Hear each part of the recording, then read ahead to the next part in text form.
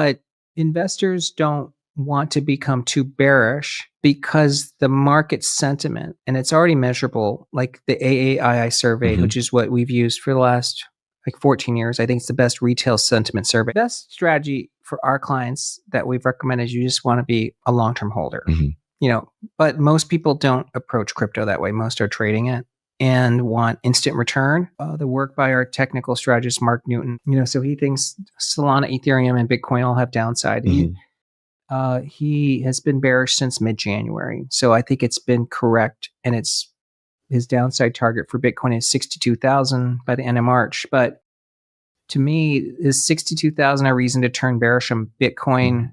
I mean, if you're trading it, yeah, but Bitcoin was $1,000, well, $100 10 years ago. So, 60,000 is still a fantastic return. And I think Bitcoin's usefulness is still improving.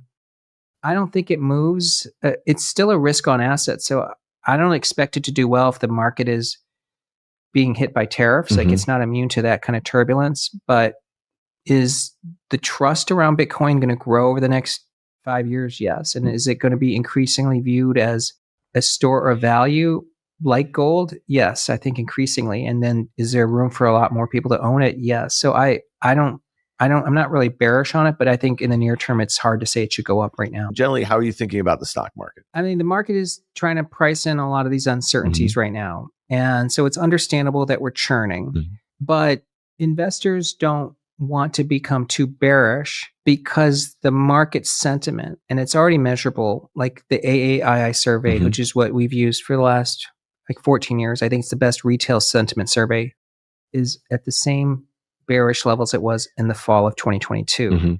So retail sentiment, and that's probably because there's been a ton of margin calls last couple weeks, is at the levels that were at the depths of that recent bear market. So the investors view this as a crisis when it's really a growth scare. So to me, I think there's a good chance we're making our lows for the first half, like this week. And like down 5-6%, you mean? Yeah, it could be. Yeah. I mean, the only thing is I'm not that optimistic about the job picture for the near term. So maybe that's one last leg. But the reality is that a lot of bad news has gotten priced in. And, on the flip side of this is that the closer we get to stall speed, the more the Fed has to get off neutral. And I think the White House will have to back off talk of things that could be hurting the economy. I think that July to August was like essentially, I would say, Fed driven. Yeah. And so that makes sense. Because it felt like either the Fed made a policy error or the Fed turned hawkish. Right. But either way, we had a big drawdown. Will that happen this year? I mean, yeah, I think it'll happen. If I'm guessing, it's more in the second half. So I think this is just a flesh wound right now, not the source of a drawdown. Okay, so flesh wound, like how much upside do you think if we get a lot of those headwinds kind of out of the way, a lot of those uncertainties we just talked about, let's say we get the base case on that kind of pro-growth agenda that a lot of folks are excited about? Let me be clear why I don't think it's 10%. Because let's say that some policies implemented that would cause the U.S. stock market to go down 10. Yeah. I'll guarantee you the rest of the world's down 30. Right.